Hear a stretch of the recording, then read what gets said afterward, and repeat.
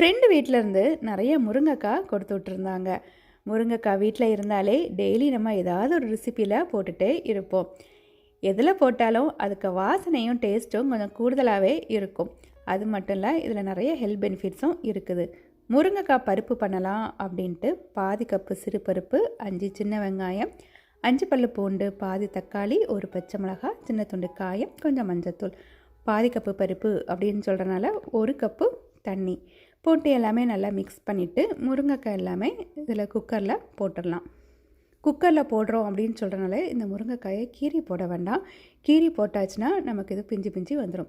ஒரு 2 விசில் வச்சு எடுத்துட்டு இந்த முருங்கைக்காய் எல்லாமே கொஞ்சம் தள்ளி வச்சுட்டு இந்த பருப்பை நல்லா கடைஞ்சி விட்டுடலாம். தேவைக்கு இதில் உப்பும் போட்டு நல்லா மிக்ஸ் பண்ணிவிட்டு இதுக்கு ஒரு தாளிப்பு கொடுத்துடலாம்.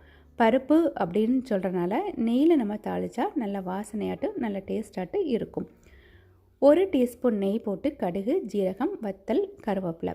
நான் இதில் வத்தலுக்கு பதிலாட்டு நான் மோர் மிளகாய் போட்டிருக்கிறேன். இது நல்லா பொரிஞ்சோன்னு இதில் போட்டுடலாம். பருப்பில் மோர் மிளகாய் போட்டு நம்ம சாப்பிடும் போது அந்த மோர் மிளகாய் பிச்சு பிச்சு சாப்பிடும் போது நல்ல டேஸ்டாட்டு இருக்கும். சின்ன பிள்ளைங்க வீட்டில் இருந்தாங்கன்னா மோர் மிளகாய்க்கு பதிலாட்டு காஞ்ச மிளகாவே யூஸ் பண்ணிக்கலாம். இது துவரம்பருப்புலையும் பண்ணலாம். 2 விசிலுக்கு 3-4 விசில் வச்சு எடுக்கலாம். ட்ரை பண்ணி பாருங்கள். தேங்க்யூ.